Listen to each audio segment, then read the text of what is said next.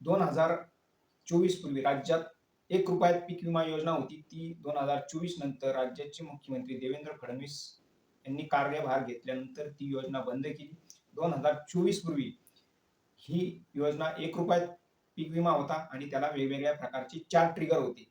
ते ट्रिगर देवेंद्र फडणवीस मुख्यमंत्री झाल्यानंतर त्यांनी काढून टाकले आणि ₹1 पीक विमा योजना सुद्धा बंद केली. 2024 पूर्वी देवेंद्र फडणवीस सांगत होते की हे ट्रिगर शेतकऱ्यांसाठी कसे फायद्याचे, तर ते फायद्याचे होतेच. त्याच्यातून शेतकऱ्यांना त्या ट्रिगरमुळे मोठ्या प्रमाणात किंवा जास्तीत जास्त नुकसान भरपाई मिळत होती. 2024 नंतर ट्रिगर काढल्यानंतर आता पीक नुकसान भरपाई ही कमीत कमी मिळणार आहे. तर आता त्याचे पीक विमा कंपनीच्या वतीनं किंवा पीक विमा कंपनीकडून सरकारच्या वेबसाईटवर पीक विम्याची नुकसान भरपाईचं कॅल्क्युलेशन किंवा नुकसान निश्चिती ही जाहीर व्हायला सुरुवात झालेली आहे. तर महाराष्ट्रात 12,000 महसूल मंडळ, ह्या 12,000 महसूल मंडळांपैकी जवळजवळ 7,500 महसूल मंडळांमध्ये सोयाबीन, कापूस आणि तुरीची लागवड केली जाते. त्याच्यात सोयाबीनची नुकसान भरपाई किंवा नुकसान निश्चिती आता पीक विम्याच्या वेबसाईटवर, केंद्र सरकारची जी वेबसाईट आहे तिच्यावर दिसायला लागलेली. परंतु सोयाबीन वगळता कापूस आणि तूर ह्या 2 पिकांचा सीझन हा फेब्रुवारीमध्ये संपत असतो. म्हणून येणाऱ्या काळात म्हणजे 2-3 महिन्यात सोयाबीन वगळता फक्त कापूस आणि तुरीचं कॅल्क्युलेशन येणाऱ्या काळात येणार आहे. त्याच्यावर आपण सर्व शेतकऱ्यांनी लक्षात ठेवायचं आहे.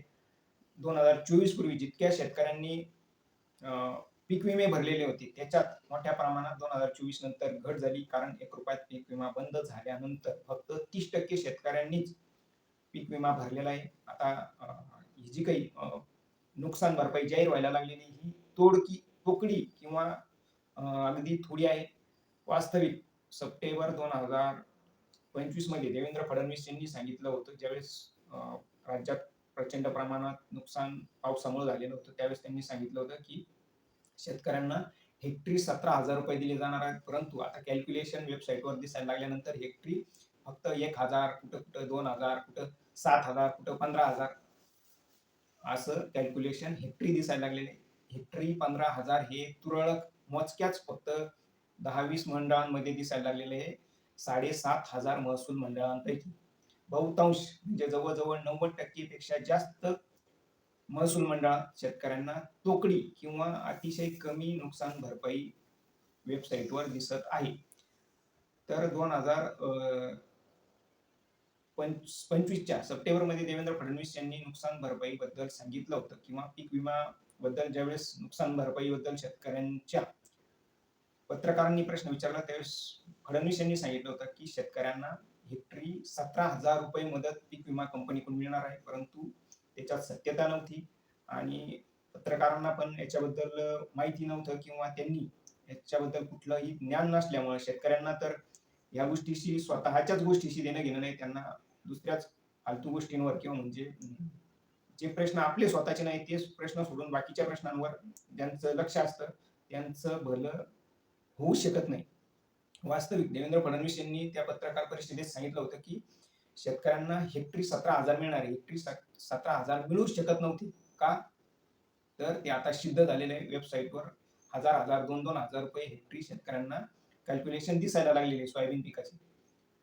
तर ते कसं शक्य नव्हतं? कारण पूर्ण महसूल मंडळाचं नुकसान काढल्यानंतर त्या महसूल मंडळात किती नुकसान झालेलं आहे याची निश्चिती झाल्यानंतर पूर्णच्या पूर्ण ₹17,000 तर काही शेतकऱ्यांना मिळू शकत नव्हते किंवा ती गोष्ट शक्यच नव्हती. परंतु याच्याबद्दल पत्रकार असतील, शेतकरी असेल, यांनी कोणीही मुख्यमंत्र्याला किंवा राज्य सरकारला याच्याबद्दल जाब विचारला नाही, प्रश्न विचारला नाही.